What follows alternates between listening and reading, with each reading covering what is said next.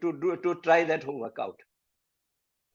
So the content for the session would be that we'll first talk about the behavior of a magnet in a uniform field. And we'll set up some very important concepts which we will be needing for the remaining session. So behavior of a magnet in a uniform field. Then we'll see the behavior of a magnet in a non-uniform field. That's where we'll see that the deflection occurs and you can separate out spin up and spin down states. And then of course, because the silver atom, it behaves like a tiny magnet and say due to its electron spin, that's why we are talking about these things. Then in the second phase, we'll talk about observations in SGA. SGA is for Stern-Gerlach apparatus. So we'll see what are the classical expectations, which mean in this world, a usual world, what should it be? What do you expect that it should be? But then we'll talk about what is actually seen. And that's a quantum phenomena that we'll see. Again, we'll have a short quiz just to ensure that you have understood. And then we'll use that electron spin to form bits and then those bits into qubits. Okay. And we'll close the session by learning how to write those superposition states, the mathematical expression for those superposition states. So I start with the main content.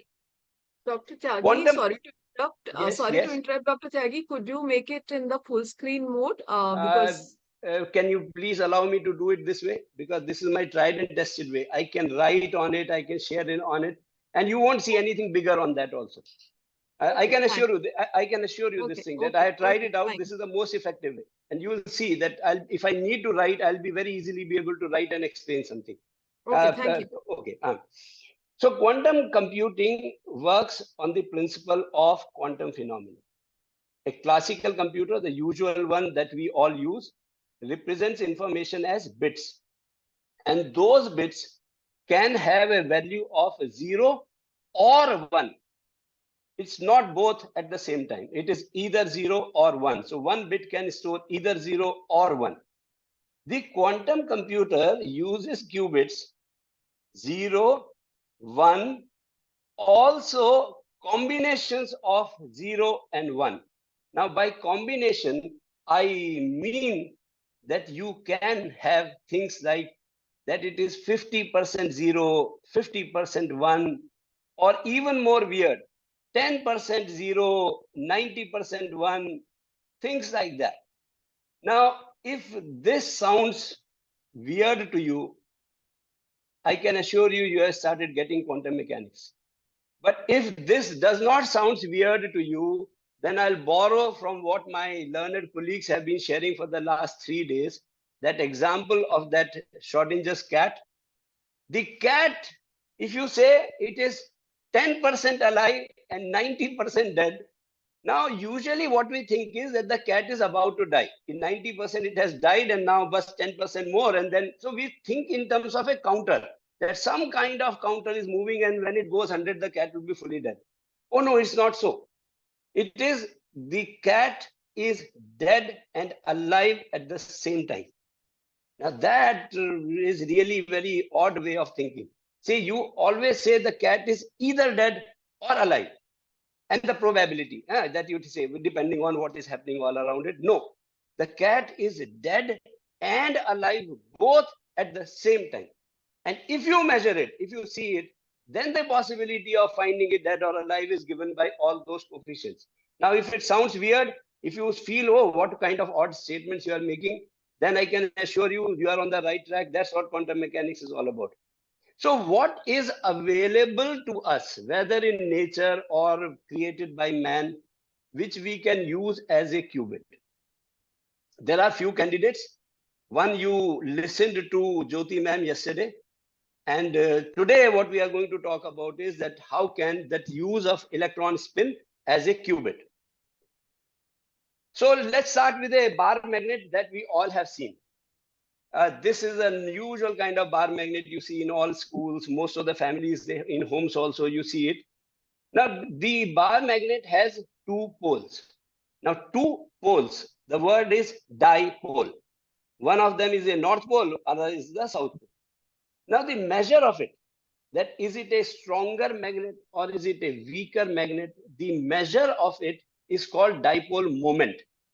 So today, like, I won't like to use the word bar magnet all the time, because there are things that they are not bar magnets, but then they behave like bar magnets. So because a general word is a dipole, I'll keep using the word dipole. And by dipole, I mean the dipole moment, the measure of it. So if I say strong dipole, I mean to say larger value of dipole moment. This dipole has a direction, and I have shown it here with this green arrow, south to north. So it has a direction. So magnitude is there, direction is there, two poles are there. Now, first feature that we need to learn very carefully is that when you place this dipole in a uniform field means the magnitude at every place is same and the direction is same. Uniform field, same magnitude, same direction. And we represent it by parallel lines. So this is what a uniform field looks like that I have drawn. When you place a dipole in this uniform field, the dipole will turn around. I'll show you an activity soon. It will turn around and ultimately it will get aligned. Now, what do we mean by align? The dipole moment, I said it has a direction. What was the direction? South to north. That dipole moment will be in the same direction as that of external field.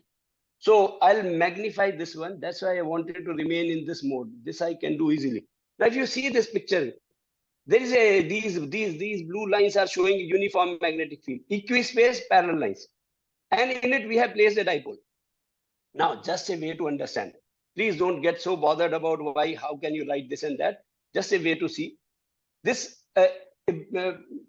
say let's talk about this north pole. This north will push it up, or say this south will pull it this side. So there is a force on this north pole upwards. Likewise, you can say there is a force on this south pole downward. And these two forces are equal and opposite.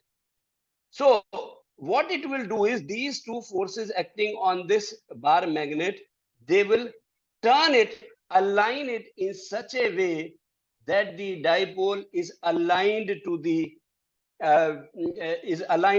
external field.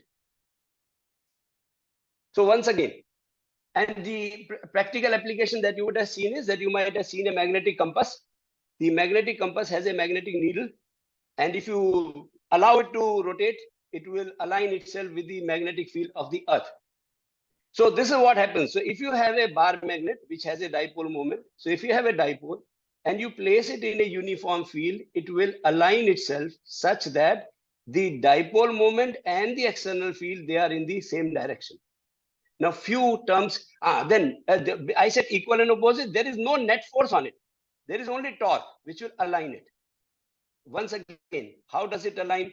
The dipole moment is in the direction of the field. If you turn it either this way or that way, it will go back to this thing. So this state is of the least energy. It's something like in a bowl, if you put a marble, it tries to go to the lowest point. Now, if due to inertia, if it crosses over, it starts rising the other side, it will again try to come to the lowest point of the bowl. So this orientation is the lowest point of the energy. And it tries to come in this thing, that it gets aligned with it. Few terms that we need to understand right now, so that later on when we come to that silver atom in that SGA, we will be familiar with all those terms. One is spin up. See, this is a spin up condition. Now let's see the word. There is no spin here. You can see there's a bar magnet, there is an external field, there is no spin here. But then the magnet that we are going to study today, that magnetic property in silver atom is due to the spin of the electron. And there, when I say spin up, it will mean that the equivalent dipole will behave like this. So right from the beginning, I am starting to use this word spin up. Though spin, there is nothing like spin right now, but later on, that tiny magnet that we will have in that silver atom, that will behave like a magnet due to the spin of the electron. And at that time, spin up means, this is what I mean by spin up. So when I say spin up there, it means the equivalent magnet will align in an external field like this. The second word that we need to understand is up. Now, this is something which say, it initially used to bother me. See, here the field is up. Here the external field, the magnetic field is up. And so this dipole aligns itself up. Now, customary, they say the convention is the up direction is written as plus z axis. In this SG experiment, the up direction, you take it as a plus z, positive z direction. Now, one thing you can ask is, what direction is positive z? Now, I can say, see, the simple thing is, whichever direction you have the external field, that direction is plus z. Whichever direction you have the external field, that direction is plus z.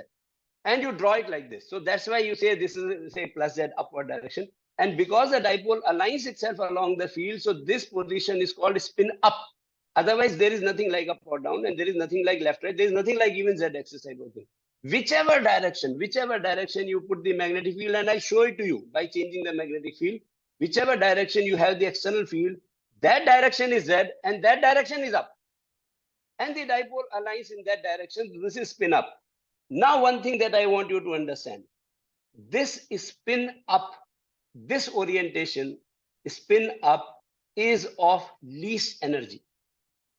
If you turn it by 180 degree, it can have the net torque 0 if you turn it by 180 degree, but then that's an unstable equilibrium. That's a higher energy state. That higher energy state is called 1. This state up is called 0, because usually it used to bother me, why don't they call up, spin up as 1, and spin down should be 0. So I hope I'm able to communicate to you why spin up is taken as 0. Spin up means aligned with the external field, and this is the condition of least potential energy. This is the least energy. When you turn it by 180 degree, the dipole has you have done work.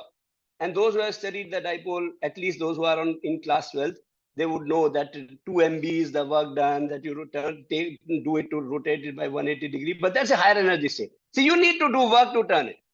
So that state is a higher energy state. So when you bring it down, spin down, that's your state 1. And this is your 0. Now let's move ahead if you have understood this. And let me summarize this thing, because this is important, and we will need it in the remaining part of the discussion. Dipole aligned to the external field, whatever is the direction of external magnetic field, take that direction as plus z, whatever. And when you say the dipole is aligned with the external field, that dipole, you will say it is in spin up state, which means it is along the external field. It has the least potential energy, and this is what we say is state 0. Okay, now if the field is not uniform, what happens then in that condition? If the field is non-uniform, then let me go back to this diagram that I had and which I magnified. This force upward, this force downward was cancelling out each other. There was no net force. There was only torque, which was aligning it. But now, because the field here is more and field here is less, the force on this north is more and the force on the south pole is less. So there is a net force, and this will create a deflection. Now, why do we need that deflection? If you want to separate out spin up and spin down separate beams, if you want to have a pure state or spin up or spin down, you need to deflect it left or right, like that. So the cause of deflection is this non-uniform field, which causes different forces on this north pole and on the south pole. Now let me see if you can make a guess. Now just to facilitate that which side it will move, you can think in this term that, see, this is the north pole, this side. So the attraction between these two is more. So this north, this south, it will be more. And the repulsion between this south and this south will be less. So the attraction is more, repulsion is less. So what will happen? This dipole, which side will it go? I'll give you a chance. You need not answer right now. But then there will be a quiz on it. So better you start understanding and get on the same wavelength as me. Predict. Say, first thing, tell me one thing. I'll magnify it for you. I can make it bigger and bigger for you. First question, which of these dipoles is spin up? Remember what we said about spin up. Make a guess. Which of these two dipoles, remember, see the field direction. Field direction, this is north, this is south. The field is down. It is non-uniform, that's another thing. The field is down. Which of these two dipoles is spin up? So if you remember, what was a spin up? Spin up was aligning itself with the dipole moment is aligning itself with the external field. Now check the direction of dipole, south to north, south to north, south to north, and the field is in this direction. So which of these two is spin up? And now guess which of these two will deflect up and which of these two will deflect down. Make a guess. And remember, we have a quiz. Remember that. Okay, if you have made a guess, now I'll show you. Now, what if I place a dipole which is, say, listen, let me do this explanation. Let me do it so that all, say, anyone who has not understood then can also understand. This is spin up, and north is applying more force on this south, so there will be more attraction. So this will go up. So spin up will go up. And this one, the north-north repulsion will be more than the attraction between north and south. This will be repelled. So it will be deflected down, something like this. So if I draw the path after this, this is the velocity. After this, it is supposed to go like this. And this one is supposed to go like this. And you can separate it out into spin up and spin down, those kind of things. You can separate it out. Let's see. Now, if I place a dipole like this, say if I place a dipole like this, north and south like this. Now the attraction and repulsion on both of them, and I'll place it here. Why do I place it in that corner? I place it somewhere here. Now the attraction and repulsion on both of them will be same, and this one should go straight. And depending on that, whether you are making it like this or you are putting it at an angle like this, depending on this, you will have all sorts of deflections like this, like this, like this, like this, all sorts of deflections. I have one, say, activity to show you that this, I'll send you the link, and I'll first, what I'll do is I'll post you the link of it. This is the atlas, and I'll post this link into the chat box so that you can all click on it and play along with me while I'll play. And why should I'm to be the only one who is having fun. So come to this. On this page, you will see this is the quantum atlas, and you can choose a particle. Right now, choose a magnet, classical magnet. All these things we'll talk about later. You can set how many times you want to do this experiment. So by default, the number is 1. And so now you run the experiment. So this bar magnet, the dipole will come north, repelling. Okay, run it again, or let me increase the number of experiments, and you make a guess quickly. So next one, north, it should be repelled, na? Now see again, next one, north, so it should be repelled. More repelled. Now this is south here, attract. This one, very little attraction. Yeah. So keep guessing like this. Repulsion, very large repulsion. So, and here you will see all sorts of places where this dipole is hitting. Okay. So I'm going back to that presentation. So you have this kind of thing there. So we are using only the first part. I sent you the link. The remaining, that spin up, spin down, and that all those superposition state, that we will come to later. So this is what you expect. Okay. No. Time for the first quiz. I'll post this link into the chat box. There are 6 questions just to make sure that so far I have been able to explain to you well. Otherwise, based on your feedback, remember, your quiz response is also a feedback. Based on the feedback, I'll modify what I'm sharing with you. So in the chat, I'm posting the link for a small quiz. Kindly click on this link, try that, and I'll show you the results of this quiz here itself.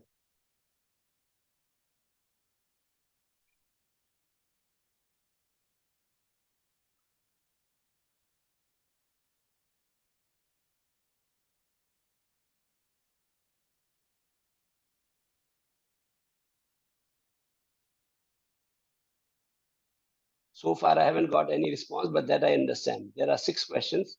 When the response comes, you will be able to see it here.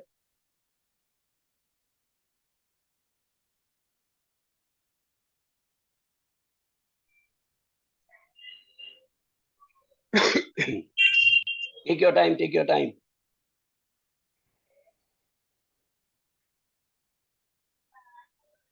You have a minute or two, don't worry, we can extend the time.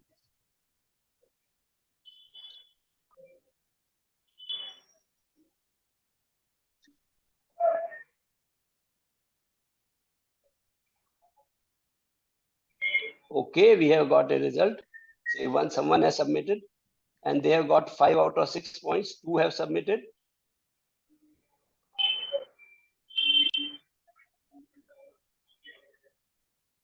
Now we can look at different questions, that how many are correct and how many are wrong. 5 responses. Okay. A bar magnet placed in a uniform field. Okay. 7 out of 8 are correct. So most of the people have understood it right. 10 out of 11 have got it right. Okay. Here also majority have got it right. Bar magnet placed at random orientation in a uniform field. Very right. But then this I'll show you later on. Otherwise, you'll copy the answers. 15 people, 16 people. How many are there? 98 in the meeting, -1, me. I expect more than 50 responses. Let it come. 22, 23, 4. Yes. 28, 29.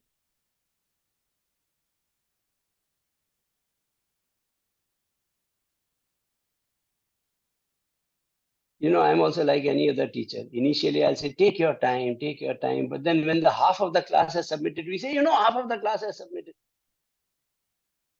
Don't worry, don't worry. Straightforward questions. So 37. Let's have few more. 38. Now, if anyone else wants 41, so around 50, I'll start showing and seeing the answers.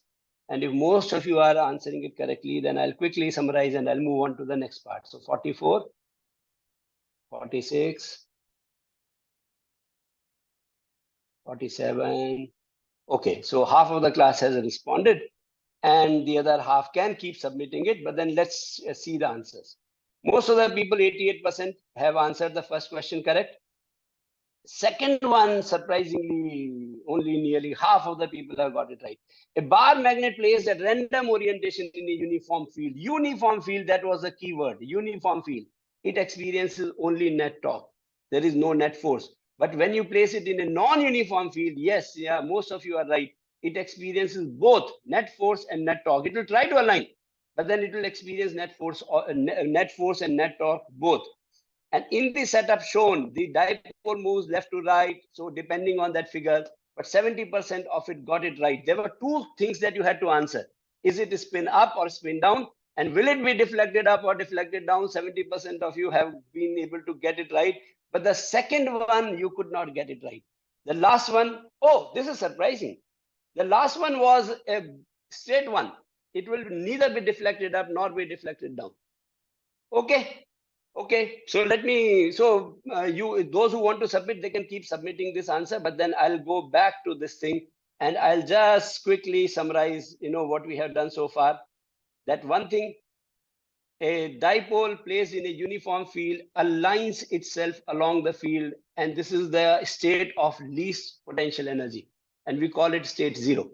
Okay, if it is in the non-uniform field, then if you have not been able to make out like will it be deflected up or down, but one thing you understand, it will be deflected. There will be a net force because the field is non-uniform. The force on these 2 poles will also be non-uniform, no, say unequal, and that will create a deflection. That deflection will be either up or down. So you don't need to go into too much of details of this, but then it will be deflected. So whether up and down, are you able to make it out or not? That's a difference. So let me move on to the second part now. The second part, the beginning point is that a current carrying loop, current carrying coil and a bar magnet, they are identical in their behavior. A bar magnet has a dipole moment in this direction, but then here, it is here. So I've shown it on the side so that it's visible more. And a current carrying loop also has a dipole, and you can find its direction by putting your finger around it, like curl. So the direction of current, you put your fingers curl, and the thumb will tell you the direction of the dipole moment. So what I'll do is, and so what should happen? A current carrying coil placed in a magnetic field should align itself with the magnetic field. Now, I was initially thinking of sharing a video, but then I thought, what's the point of sharing a video if I can do this activity straight away?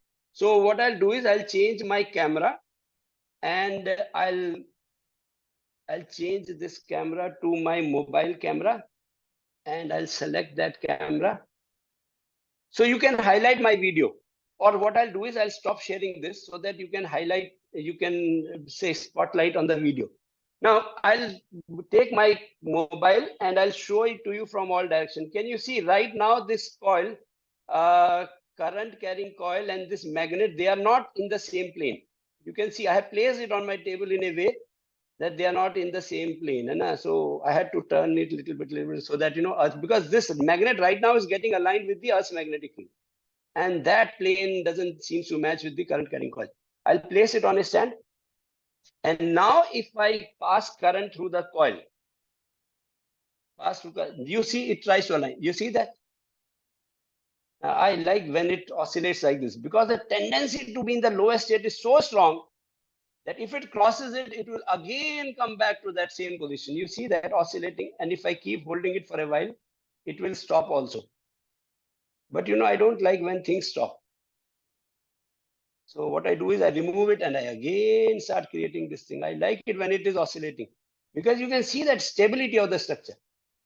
By the way, I said current carrying coil placed in a magnetic field will align itself. But what I am showing you is the current carrying loop, and a magnet is placed in that current carrying loop. By the way, this is part of, let me change the camera back.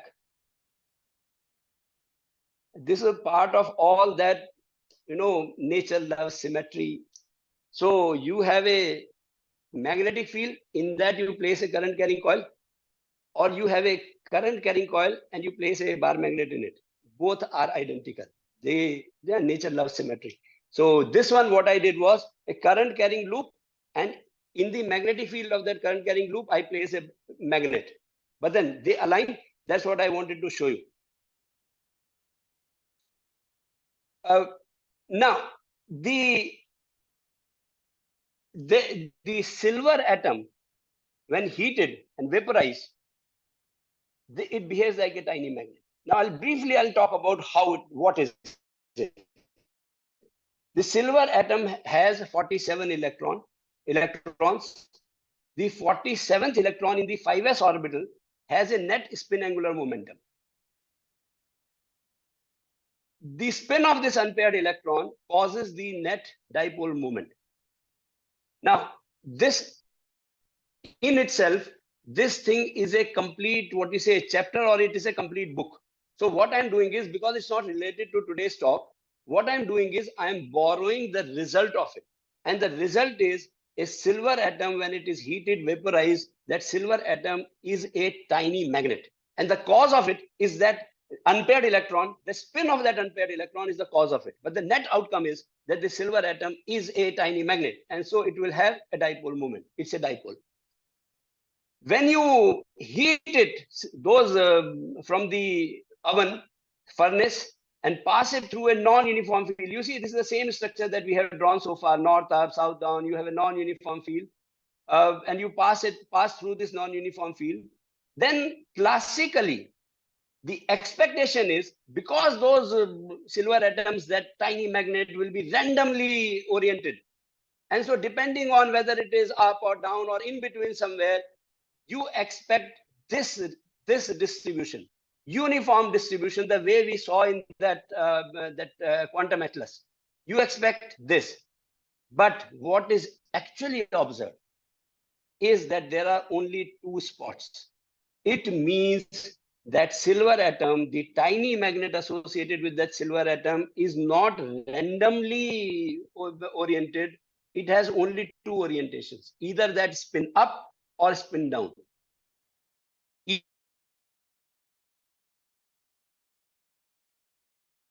Only two states. Now, why? That's what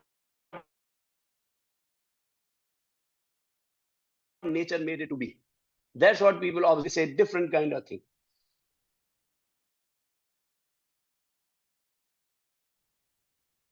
Electron has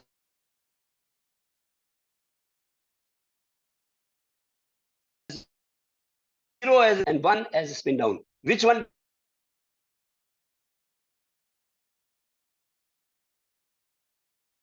do we call as zero? Which one we call as one? I have for school students. This is little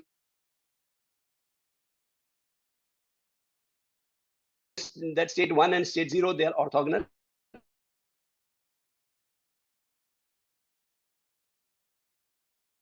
You know, there's a doubling angle kind of thing, but then Dr. Tyagi, your voice is not coming or breaking. Can you check it at your end? uh, There are messages in the chat that the voice is breaking, and also I'm also observing that. So can you just check your connections at your end? Thank you. do that.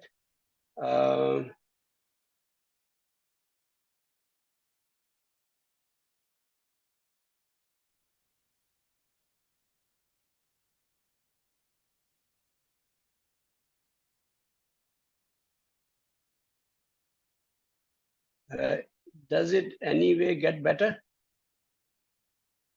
Is the sound better now? Yeah, it is better now. It is much Okay, better. and if it happens, then immediately do let me know. Okay.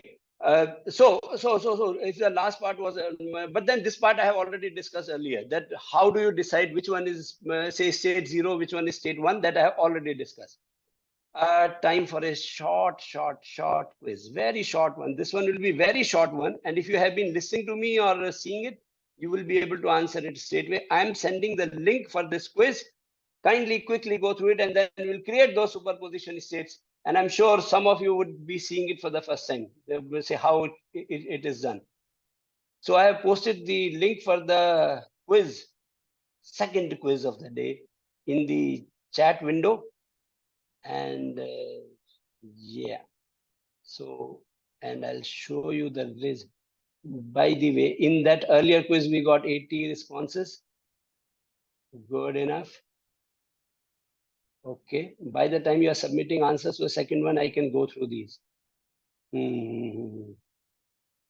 Yeah, 65. Yeah, this question, people seem that they are not. Yeah, that's a little difficult to analyze in the beginning, that will it deflect up or will it deflect down? Yeah, in the beginning, it's little, and a little looks like little confusing type. Okay, quiz 2. Let me see how many have started responding. This is a short one. Sweet. Oh, already 34 responses. Wow. Means people found it easy. Must have been easy. Yeah, see. So once it crosses the 50, I'll show you the results. Quick response, 40. Yeah, 3 questions are there only. Let me see if the third one is also right. 44, 45. So moment it becomes 50, I'll share the answer. 49 and 51. Okay. So 2/3 of the people in Eastern Galactic apparatus, the classical expectation is shown by out of the 2, 4 and 5, it is at 4, 1. Continuous distribution.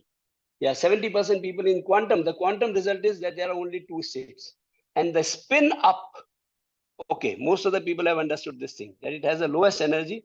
This state is represented as 0. Okay, so most of you have got it right. Yeah, let's get back to the creation of that state. Now, classical to quantum. Till the time you have a 2-state system represented by 0 and 1, you are still computing classically. Means you can do research on faster ways to access your data, to write your data. You can research on better algorithms. You can think of parallel computing processing, but what you are doing is a classical computation. You are still using the definite classical states, 0 and 1. In quantum computing, you not only have those 1 and 0s, but you also, there are infinite possible combinations of these 1 and 0s. And how you do it using electron spin, using SGA, Stern-Gerlach apparatus, is the topic of this discussion. Now, for an object to be used as a qubit, we said in the beginning, we'll see what makes something a suitable candidate that it can be used as a qubit. So for an object to be used as a qubit, first thing, it should have two definite classical states to fall to. So, and second thing, it should be possible to create a superposition of these two states. Now, if it is not possible, forget about it. For example, in a current flowing in a circuit, current flows, current doesn't flow. So two state. Now someone can say, why? There can be three: current flows, current doesn't flow, and current flows in the opposite direction. Yeah, go ahead. We have spin also. Three spins are possible, +1, -1, 0. So if you are able to develop technology for that, it will be used. If you can't develop technology for it, then it will be very good conceptually, but then won't be used. Now, examples of two states. This you studied yesterday, light and photon. Ahluwalia sir have raised hand, and I'll stop here to listen to sir. Sir, yes, sir. Actually, in the third question, you said which one is 1 or 0, or you have to choose between these two. Don't you think that it is an arbitrary choice? I Yes, can anything but anything yes. 0. Yes, it is arbitrary, but then say out of the two, what sounds more sensible is that the lower energy state you choose as 0 and the higher energy state you have, but then it's equally, see, you could have called anything, any of these as anything. But Certainly arbitrary. But the score will give me somebody who has marked it as the other one 0. Yeah, no, but see, convention means that if you say, Rajiv, let's decide that this is X direction. Now, the truth is, any direction could have been X. But then if you say right direction, we'll call it X. Then, if you want to communicate better, then better that I also start calling right direction as X. Though the right direction could have been Z, it could have been Y. So should I move ahead, sir? Yeah, but this was one comment which I wanted to make. Thank you. Thank you, sir. Thank you. Okay. Anyways, for me, it's a big privilege, big honor that Ali sir is listening to me. Thank you so much, sir. Acha, so the examples of two states. Yesterday you saw in this that how photon, light, polarization, phase of it, say partial reflection, partial transmission. You can have two states. Electrons, we are doing it today. Spin alignment, spin up, spin down. The coin, normal coin, it has two faces, head and tail. But then can we create superposition states of it? So photons you saw yesterday, beam splitter, it created that superposition state. Today we are seeing electrons that using Stern-Gerlach apparatus that we can create superposition state. Coin, you toss it. Till the time it is in air, it's a combination, linear combination, say superposition state of head and tail. Moving ahead, this is in the activity that we are going to do right now. I'll share with you the link. First, I'll share with you the link so that you are able to play along with me. So I'll share that link first. So first, what we'll do is we'll create these spin up, spin down pure states, and then we'll create the superposition of it. So this is Spins Laboratory. And what I'm going to do is I'll share with you this Spins Laboratory, this one, and I'll place it in the chat box. So you click over it and you play along. So this thing should be opened on your computers now. Keep listening to me. What you can do is this thing will shoot all those electrons that bhatti wala furnace, those single vaporized kind of thing. Now on this one, if you click, this is the default window. So I'll start from it, how to use it, quick tutorial on it. If you click on it, you can choose. So what I'll do is this X is by default, I'll choose the Z one because that's what we were talking right from the beginning, Z direction. So this is a Z oriented analyzer. Is something okay. Just I thought that because Vanda ma'am has posted something in the window. Okay, so this is a Z analyzer that we were talking about. And we were talking about that the dipole will be deflected either up or either down. What you can do is from this extreme end up, where is the extreme end? You click and drag. it will give you three options. What do you want to put it here? I am saying put a counter here. And then you click and drag and you put a counter here. So what I'm doing is I'm passing these silver atoms into a Z analyzer and spin up and spin down. I'm counting how many are there. Now remember, probability doesn't give you exact half. It is nearly half. If you do it for a very big number, then it is nearly half or so, although. So if the numbers are not exactly matching, don't be too worried about it. That's not an error. That's what happens practically. Okay. And I start this. So you keep a count. Now, if something is 15 or 23, the numbers are, but then they are supposed to be nearly equal. So what it means is there is a nearly equal probability of finding these in spin up and spin down. Are you able to do this much of the activity? So what I'll do now is I'll check first. I'll go to this one. Say pass the beam through a Z analyzer. It separates particle into spin up and spin down. Put counters to see nearly 50-50 distribution. We have done this part. Now I want to confirm.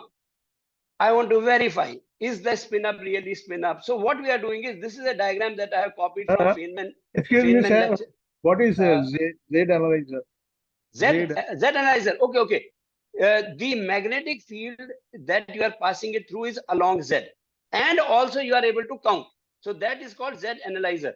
There is an option for magnet also. Good that in between you ask, because this is a question which should be answered right now. So there is an option there. You can put a Z-oriented magnet, and you can put Z-oriented analyzer. The analyzer will also count. The magnet will only apply the magnetic field. The analyzer will apply the magnetic field and will also count. That's what it is calling a Z analyzer. Okay. Now what you do is, this is a diagram from Feynman lectures. You put another one. So I'll go back to it. Put another Z. So to remove it, just drag it and throw it out. It will be removed, drag it and throw it out of this screen. And from here again, click and drag. And when it says what you want to put up, you say put an analyzer. Change it to Z and put counter in front of it. Counter, put a counter. And I will put a counter here also, so that you can see that these numbers together should be nearly equal to this number. Now, these spin ups are going through. Say they pass through a Z-oriented field, again passing through a Z-oriented field.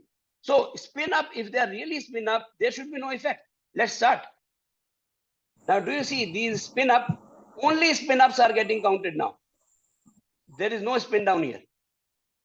If you want, I can remove this and I can put a Z, and I can say change it to Z, clicking over it, and then count these, and you will see in this one, you will see only, I should first reset it. Patience. Yeah, okay. Now you start again. Now you see the spin up goes and they remain spin up.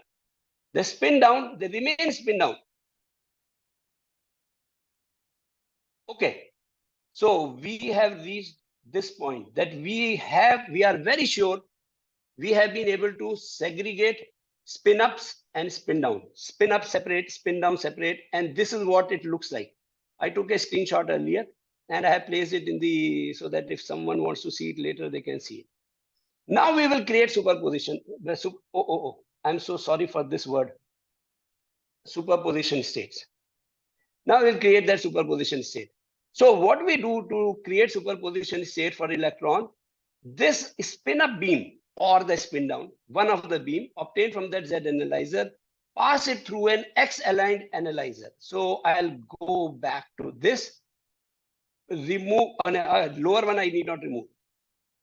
This one, I'll remove these counters, drag outside and drop it there. And so you know, this one is giving purely spin up, you have verified it. Right?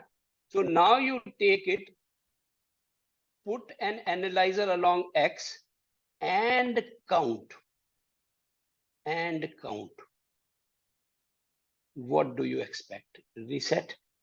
And now start it again. Now don't look at this one. This we use it only to verify that spin down was spin down. There should be nothing here. But what will happen here? You see, now spin up and spin down, it's nearly half distribution it has seen. So this one spin down remains spin down, but this one spin ups have mixed between spin ups and spin downs. I go back and I hope, because I gave you the link, I hope you are able to do it. If there is anything that you are not able to say pull, drag, because these are those, whenever you see something new, you need little bit of hand holding. So that I have done. So this is what we did.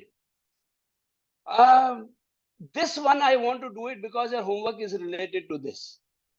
Because someone asked it in between and I found it a relevant question, so I answered it there itself. What is this X analyzer doing? It is applying a field along X, say horizontal field, and then it is allowing you to count it also. Instead of that, apply a X directed horizontal, say field, and then analyze it. There should be no change. X after X should have no change. So you should get the same kind of result. I have put the screenshot there. So you can see that it works. But then there is a purpose why I am putting this pure magnet there. Say, why is it that I am doing it here? That I'll reveal to you when I give you the homework. So we have been able to create a superposition state from pure spin-ups. We have been able to create a state where spin-ups and spin-downs, it's a combination of spin-up and spin-down. How do we write these states mathematically? How do we write it down? A quick note on this, and then we will close. Two states mathematically for a coin. Coin has head and tail. So if it is a fair coin, 50-50% chance, you write it like this, that the head state, you write something here and some part of it is tail state. These numbers are chosen in such a way that if you square this number, what do you get? 1 by 2, which is 0.5, 50%. When you square it, what do you get? 1 by 2, 50. So that's how you write a 50%, 50%, say 50% head, 50% tail. This is how you write. Now, can you write a 30% head, 70% tail? Can you write that? You write it like this. Square it, you get 3 by 10, which is 30%. Square it, you get 7 by 10, which is 70%. This is how you write these superposition states. Now, for an electron, can you have a combo of half spin up, half spin down, 50% spin up, 50% spin down? Yes. You write it like this. Square it, you get 0.5 spin up. Square it, you get 0.5 spin down. But how do we obtain it physically? You obtain it physically by passing a spin up beam through an X-aligned SGA, Stern-Gerlach apparatus. Now, can we have a 0.4 spin up and 0.6 spin down? Yes. But how do you obtain it physically? You don't put the analyzer at 90 degrees, you put it at some angle. And that's where you can feel your homework is coming. Okay, so the summary. Sending a spin-up electron through a horizontal SGA puts the electron in a superposition state. Spin in the vertical direction can be represented as a superposition of spins in the horizontal direction and vice versa. These are the ways you write down. Some of it might appear to be little odd to some people, but then you get a hang of it. If you write once or twice, you get a hang of it. But then I showed you number-wise that yes, that something which was pure spin-up has been broken into spin up and spin down. It has become a combination. The last quiz for the day, a quick one. I'm putting the link in the chat box. Someone has asked a good question. I'll take it up later. Yes. Beam splitter, yes. Something similar to that, beam splitter. So a quiz has been shared to you.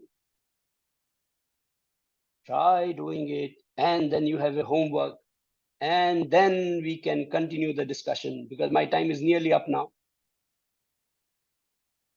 And we go and we see the third quiz. Quiz 3.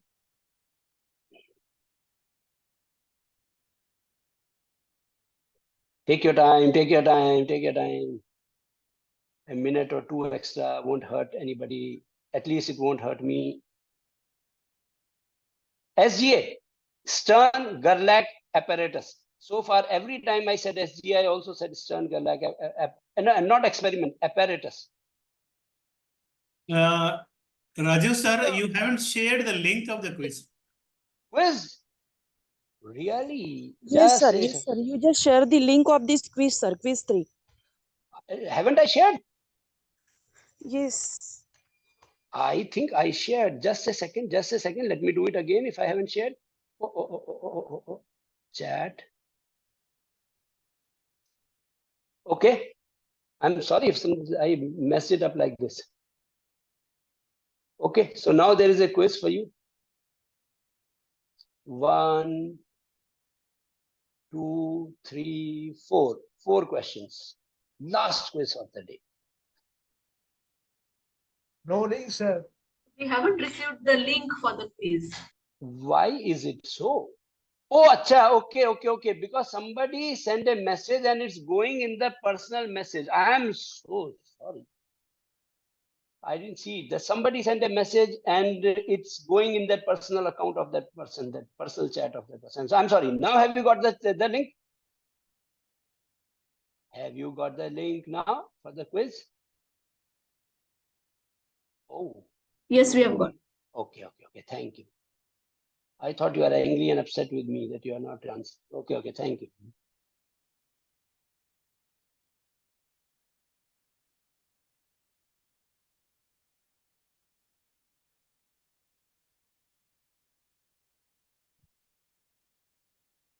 Yes, now I have started getting responses. Sorry, I have killed your around 2 minutes. I'm sorry for that. 3, 4, 7.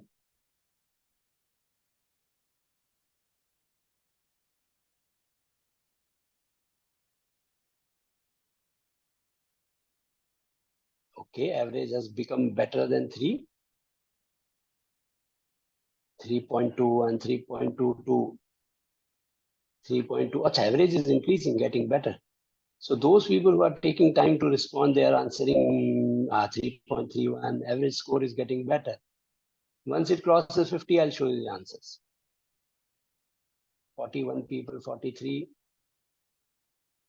45, 46, 49, and here are the answers. Okay, most of you got it right. The beam of dipole is passed through Z-oriented analyzer. The probability spin up half. Very right. Okay, 71% people got this also right, that through a Z-oriented analyzer, the spin up particles are again passed through another Z-oriented analyzer. The probability is 1. It is sure that you have got a pure state.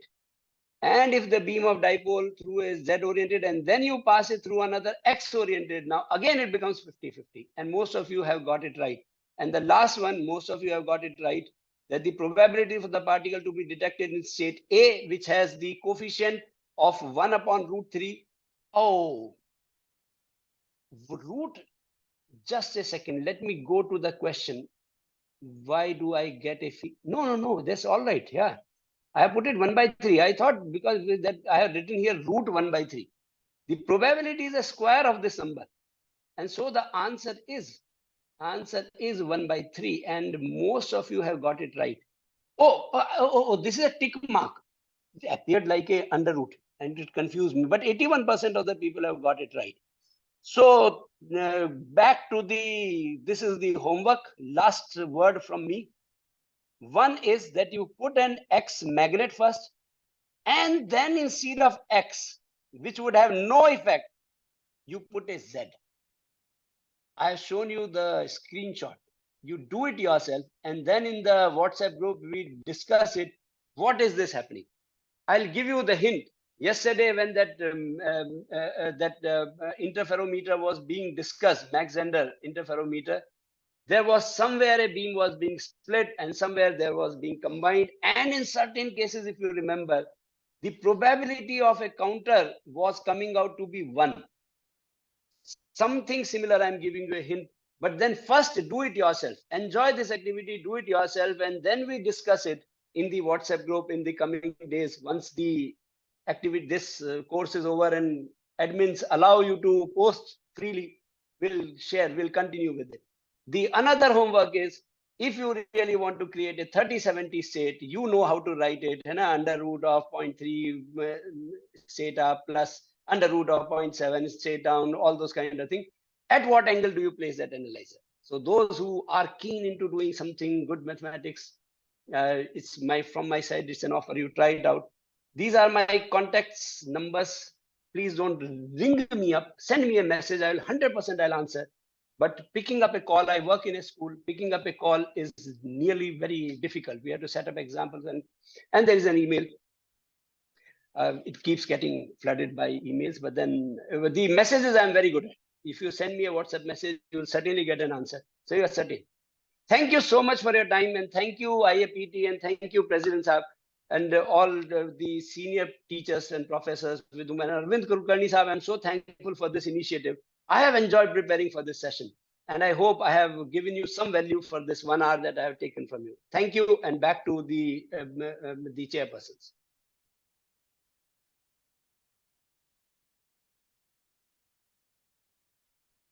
Thank you so much, Dr. Tyagi, for your wonderful talk, which was fully engaging. It was having all aspects of asking questions, reconsolidating, and also throwing the say material in a manner which can be easily understood. Otherwise, these topics are not very easy to understand. I would also like to say here that this throws light on a historical perspective which was done a century ago. This experiment played a very important role in in establishing the spin of an electron, and that particular thing was theoretically also verified, and students can also read about a historical perspective of it, and they can also read after silver. It has been done with many other atoms, and in that, those results have been tried to explain theoretically also, because Eulenberg tried to give explanation because why we are getting two, and in that the theory has to be modified, and after that other than that, the consolidation of the four quantum numbers and the splitting of the atomic lines, all this has been, I think, follow out of this, and your talk has been fantastic in making a connect between what was done 100 years ago and what we are going to see in the quantum technologies. So here we have got few questions which were asked in between. There is a question by Senkit. He says that in simulation, dipoles are just deflecting towards on the one of the side at the end, but there was change in the evolution. Can you explain this? Or I can read it from the say that question has gone at the lost in the history, I think. Just let me see, but where is that question? There is a comment by Thomas. Excuse me, sir. Can you share the screen of home task? Homework, can you share the screen last screen? And to see and to check. Sir, you have to unmute yourself. Okay.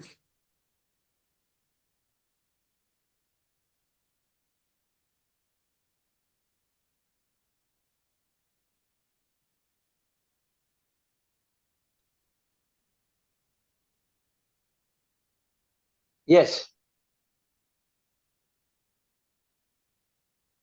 There is a question by Sankit. He says that in the simulation you've shown, the dipoles are just deflecting toward one of the end, but there was no change in the orientation. Can you explain this, please? Oh, see, these are learning tools. This is not the actual experiment being done. So when they are being deflected, because they will try to align also, there will be a little bit of that. So you can say it's a lower version simulation. So, but then what you have caught is right. Yeah, should happen. But then this is not an actual experiment. Understand that. This is a simulation to make you understand or make you visualize. And that way, I think this is a good tool. There is a question by Dr. Ashwani. Sir, could you please tell us what is H and V in polarization? Yeah, that was explained by Jyoti ma'am yesterday. Why not put it in that group and ask her? She is an expert on it. And then there are, if you put this question in the group, because I'll keep myself restricted to what we are learning today. And you will see that there are very high dignitaries in this group who are with you, and they will answer you in a much better fashion. So what I've said, there are better candidates to answer this question. And so please put it in that WhatsApp group. and horizontal, can- vertical, and all those things. And even Vandana ma'am herself, she can answer it very well. Yeah. I can just give a hint that you are going to use this tomorrow. We will be talking about polarizations in the horizontal and the vertical, and there will be many other ways of creating polarization. So this answer, you should wait for tomorrow. You will get an answer in Very detail. good. And Yeah. so you have already answered this question by Rabindra Sinha, what is Z analyzer? And you very beautifully also explained X analyzer also in analogy with that. So I think that will help them in doing their homework. And there is a comment by MR that it is similar to beam splitter. You are perfectly all right. I'm answering on your behalf, Dr. Tyagi. Please go ahead. And Please go also, ahead. Dr. Pal is asking, can you please tell the full form of SDO? I think, Dr. Pal, many have answered this query to you, and by now you know the answer. And other than that, do we have any other question which can be taken up? Sir, you have asked so many questions in between that there is no scope for further questions, I think. And there is another simple, I think, last question. Can you differentiate between orbital angular momentum and spin angular momentum? Okay. Initially, people thought, it means everybody, scientists thought that orbital motion of that unpaired electron is causing the magnetic properties of silver atom. It was later on that this spin was postulated, and it was found that it's not because of that orbital momentum, it's because of spin. Now, let me clarify one thing beforehand. Spin, if you see YouTube videos, spin is visualized as a ball, and sometimes like watermelons spinning on their axis. That's where I said I won't get into it, because it's a complete, not just a chapter, it's a complete book. Spin is a completely quantum phenomena. The word spin is common for you, but then what spin means in quantum. So what I did, I just took a summary out of that result. That silver atom has magnetic properties due to the spin. I did not get into it, because getting into it, somebody need to take up a whole session or say series of sessions to talk about that. So that's why I didn't get into it. There is again a question on polarization, which will be taken up tomorrow. I think it will be clear by the lecture tomorrow when we have another wonderful speaker.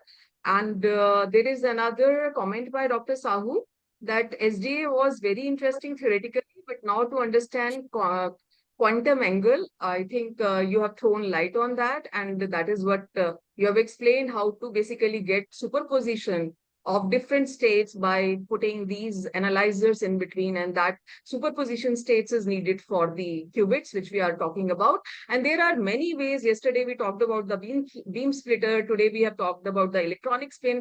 And in the forthcoming sessions, we will also see that how these are actually done on quantum computers and what do we mean by cryptography also. And there is another question by MR. How can probability different from 50% be obtained experimentally? I think Dr. Yeah, see, for example, in case of a coin, it's called a loaded coin. So it favors head more than tail. That's how you obtain. In case of an analyzer, you don't put it at 90-degree angle. You put it at some angle. That's part of the homework. You will first try it out. So there is possibility that you can have a 30-70 kind of, and you can have anything, 35-65, anything.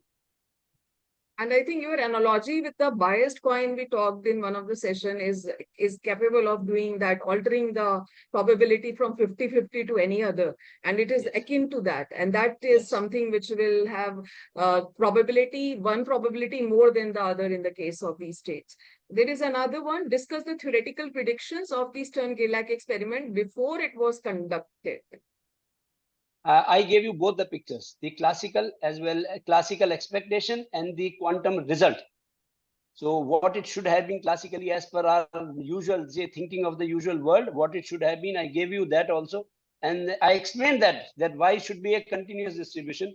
But then experimentally, when people did experiment and they got Nobel Prize for that, when they did it, they did not find that continuous distribution. They found that it is only two states.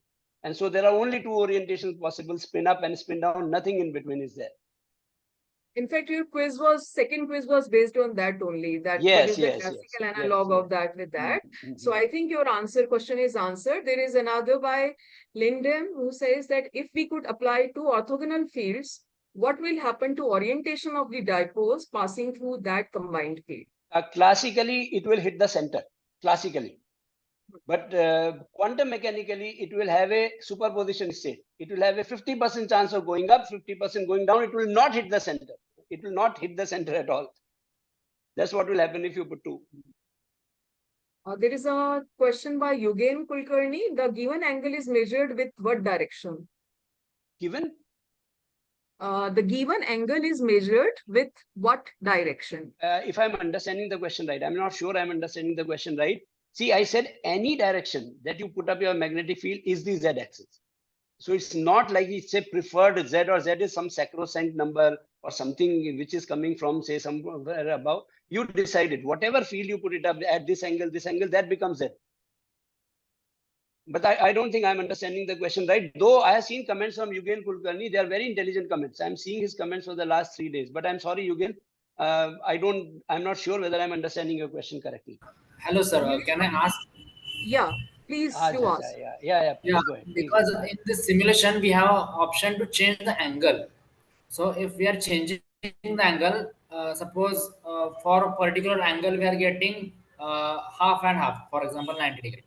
Then for different angle we are getting 30-70. So Okay. Now I get it. See, listen, if you put the second one, so it is with reference to the first one. So if your first analyzer was along Z and second one you are putting in X, that is 90 degree. But if you don't put it at 90 degree, you can see where are you measuring from? From the Z, from the first one. Now I get your question. Okay. Okay. Thank you, sir. And a similar question by Rohan, how to determine the angle? Is it something like this square root of 3/10, 0 state plus square root of 7/10, 1 state? This one though has gone over my head. I'm not able to I think you answered this question that with respect to the previous one, you are measuring the angle, and depending upon the angle of the subsequent analyzer, it will actually decide that which particular orientation it is going to be in. Yeah, if I'm getting it right, yeah, that's what I'm also understanding from it. Rohan, would you like to ask the question? Would you like, if you are available, you can unmute yourself and ask. Because what you are writing, I'm seeing your comment here, something like how to determine the angle. Should we use like the bracket notation or something like that? I'm not sure how to determine the angle here. Did I answer your question when I was answering Yugen's question? No, sir. Is it no? It's not that. No? It's something different you are asking. Yes, sir. If you can reformulate your question, because ultimately say unless I understand the question well. But then I'm sure in the coming, say this is a 10-day workshop, your question will certainly be answered. Just reframe it in a different way, because this way we are not able to understand what you want to ask. No, sir. For till now I have been learning about only bracket notation to determine the state or like that. But I'm not sure how we could bring an angle. This bracket wala is only giving you the probability. Say for example, right now what you have written is square root of 3/10. It says that your state 0 has a probability of 30%. The root of 3/10, you square it, it is 3/10, which is 30%. So that's the only thing that you are getting from what you have written in the comment.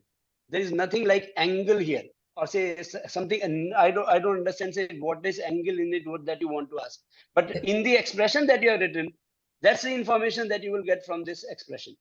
I'm sure someone else can answer your question better. Angle, like I'm not sure how to get it. Like yeah, that's where I'm saying. If you can rephrase your question, then it can help us, understand what you want to know. Are you talking about take your time? I think let's move on to, because if you are not able to say communicate on to ask that how mathematically I can write the state so that I can get at what angle the field is. Yes, sir, exactly like that. See, just a second. Do you want me to tell you the answer for this homework? No. Let's move ahead. Yes. I think we have reached the end of the questions. Okay, thank you so much, ma'am. Thank you so much. There is a comment. He wants to know the angle at which it should be projected. So I think when Rohan, you will try this animation at home and you will be fiddling around with different angles, and I think that is what sir has given as a homework, and you will get to know this And tomorrow we can, in case you need any help or anything is not clear, it can be relooked at. And if I know you are a class 12 student, am I right? Yes, ma'am. Yes, ma'am. So please don't get bothered by the direct notation and these ket and bra notation. You please no, don't bother too much. In your forthcoming years, you will be going to read this all in great detail. So at right now, I think you should only concentrate on probabilities multiplied by the states. This is a way of writing. It can be taken as a nomenclature. That is what you should understand at this stage. And afterwards, you can, I think, take it and you can read more and you can get acquainted with all these. So I would now request Professor Aluwalia ji, President IAPT, to say his remarks on today's lecture, and then then we can hand it over to our organizers, RC22. Thank you so much. Thank you. I think I'm enjoying this series. It's a great effort. And Dr. Rajiv's lecture today was excellent lecture. What I was, feeling was this, that people started, recalling such interesting experiments once again after 100 years when they thought of making quantum computers. That is one part. Otherwise, it would have remained as a history. But historically speaking, there were Bohr's postulates were like a bombshell on people. He brought such a bombshell that there were tremors all around. That what is this happening? And everybody was looking forward to how to actually see the validity of his postulates. One was that people were able to explain hydrogen spectrum.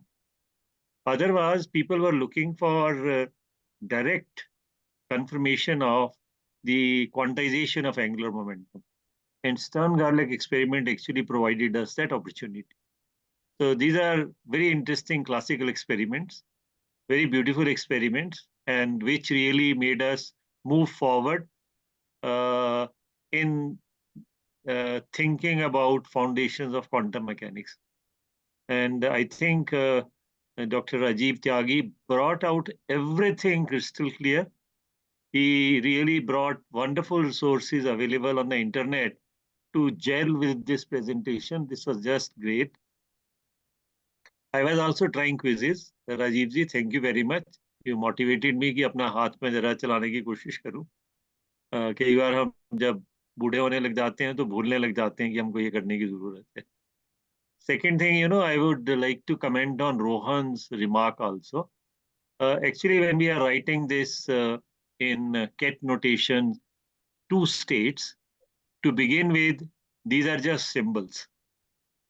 But when we will move forward, say, in doing quantum computers, we will find that these are representations of the vector space in which we are going to operate. And Dirac gave us a very, what you call, precise way of writing these things in a systematic fashion.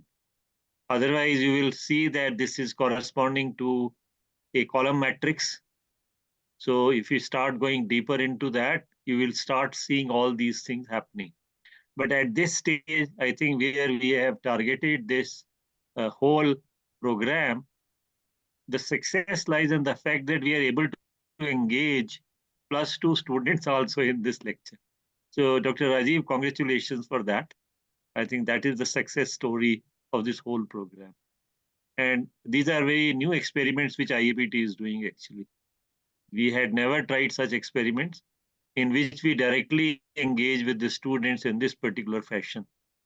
And there is another thing, those students who are sitting in this program, I would like to really tell them, look, if you are thinking of going to engineering or going to science, and if you want to toss a coin, I would tell you that you please have a loaded coin in the favor of science itself. That is what is needed. That is the need of the hour, and you will find a lot of opportunities coming your way in pursuing something which is very, very exciting. So I think yes, Vandanaji, you have given the right comment. That's great. So these are very exciting things, very, very exciting things which are happening. And you are at the right time, dear students, particularly young school students, to really take a course which can make you enjoy science as well as do something good for the nation also, because making a quantum computer, having workforce to run those kinds of things which are then possible, we require a quantum workforce. So you can think of this choice also when you think of going to choose a course. So thank you, Vandana ji. Thank you, Madhusudan ji, and Ma'am Sharmishta. She is a great learner. She is also here. Namaste, ma'am. Your presence also makes us very happy. She is also one of the great learners of IEPT. She inspires us all. There are many other people also whom Professor Limay sir is there. You know that he is above 80s and he's still coming and sitting with young students to appreciate this program. And there are many other people also whom I can see in this the program. Professor Balakrishnan was also there. I don't know where he is now, but he was there earlier in this program. So great going, wonderful. It makes me happy. It makes and it really makes IAPT a very vibrant platform. And thanks to IT tools also now that we are able to run all these shows in a very systematic, wonderful manner. Those who are responding and asking questions, congratulations, because asking questions is always good, because it also helps other people understand what is going on in the class. So thank you. That is what I can say to all. Thank you so much, sir, for your inspiring words. And these are always provide a consolidated summary also of the session. And that is the most beautiful part of it. And here I would like to thank all who are behind the scene. Like we have co-host some of the times Vanil, Dr. Reshma, and many other, Dr. Madhusudan and his team. So we are thankful to all of them. And I hand over now the mic to session to Dr. Madhusudan for the closing. Thank you so much, sir. Thank you, Vandana ji, for hosting this session in a skillful manner. Also, I would like to thank Tyagi sir for his skillful and engaging presentation on the topic Stern-Gerlach experiment and spins. I also thank the participants for their active role in asking questions and getting a lot of inputs from the speakers. With these few words, I declare. Madhusudan, I think we forgot to mention Professor Kulkarni. He is actually not able to come because he is traveling. Yeah. So the moment he will not be traveling, he will start coming again. But he has been telling me that even when he is traveling, he will be listening to these recorded lectures. Actually, he joined the session, sir. Joined the session. He joined the session, but maybe he's in transit. He's flying to US. Yes. Right. But thank you, Professor Kulkarni also, is a spirit behind it, soul of this whole program. Thank you. So we can now sign off. Yes. With these few words, I declare the session ends here. But I want to give certain instructions to the participants. WhatsApp link has been shared to all the registered mails, so that from tomorrow onwards, I will be sharing the Zoom meeting link to the WhatsApp instead of sending mails. If anybody is having a problem in joining the WhatsApp group, please chat with me. Okay? Please chat with me personally. So with these few words, I declare the session ends here. Meet you tomorrow with another informative and interesting session. Thank you all for your participation. See you tomorrow. Thank you so much. Thank you, everyone. Bye. Good night to everyone.